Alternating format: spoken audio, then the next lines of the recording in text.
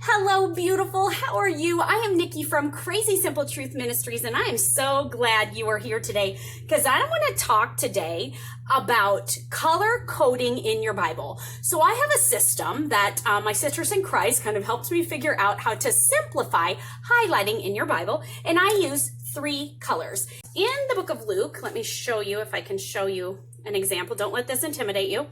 I used 3 colors. So one of them was anytime that God was mentioned in any way. One of them are words that I wanted to define, and another, the third color, are verses that stood out to me or were interesting to me. So we're going to use green, orange, and pink. Okay, those are kind of pretty together. They remind me of like Fruity Pebbles. And we are going to look at the 3 different color coding that I do for my crazy simple color coding. So I call it a 3 color code system, but I always say highlighting, and you don't have to highlight. You can underline, you can put a box around, you can circle, you can highlight, you can put a little dot by it, however it is that you want to do it. I hope that you're not afraid to write in your Bible, because I feel like God wants us to use it. He wants us to be in it. He wants us to absorb it and learn from it. And if we're just reading it and we're not, getting our hands in it and doing things, we're not learning as much as we could. So I really hope that you have a Bible that you are not afraid to write in. If you are, please go to the thrift store and get yourself a cheap Bible and practice, because the more you do it, the more confident you will feel about it. And here's the thing you need to know. If you mess up, it's okay. It's okay. What if I put a box around something that wasn't God and I meant to do it in the color that was God? Well, God's not going to be upset with me, and nobody's going to open my Bible and correct me.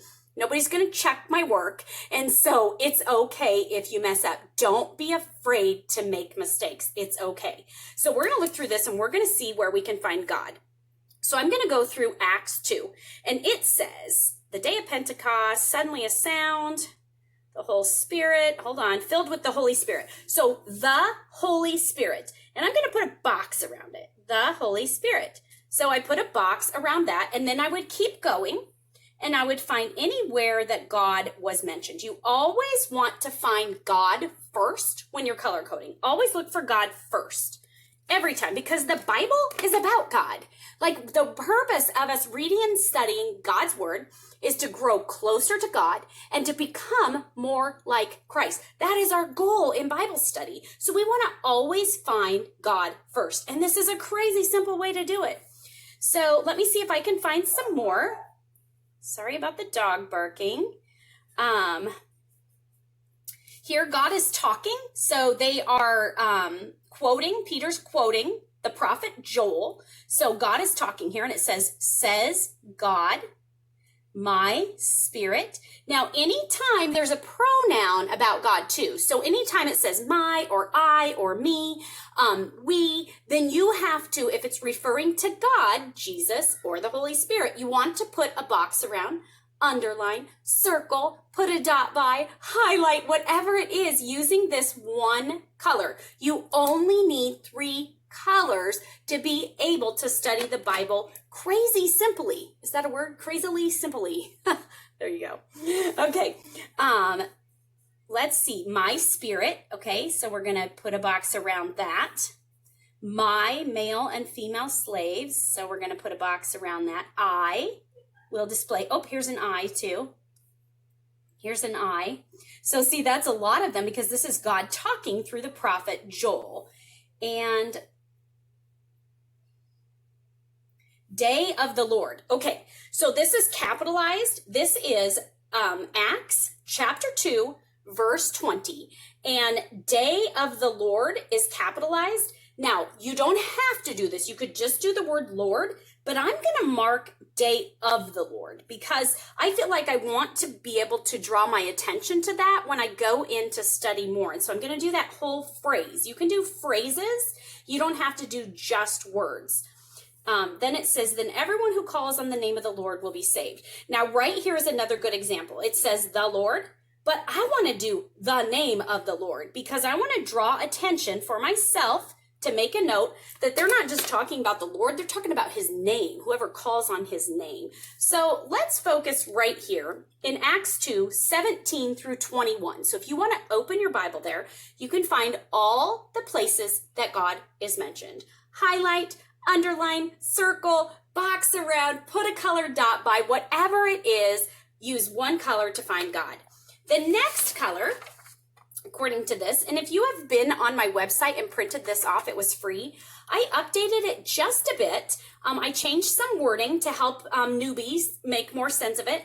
And I also went in and changed, I changed a few things, but one of the things was instead of just highlighting, I put highlight, underline, or box around. And I should put circle too, but I didn't do that. So I might change that before you get this.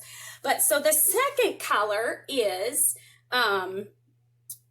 words you're going to find or define. So you're going to look for interesting words and you're going to use a second color, whatever color you want. I suggest you take a little Post-it note and create a color key. So I could put this at the beginning of the book of Acts because I like to use different 3 colors in different books just because it's more fun that way. But some people like to keep it the same and that's okay. So you could use the same 3 colors throughout your whole Bible. These are going to be words I want to define. So I am going to mark this interesting words.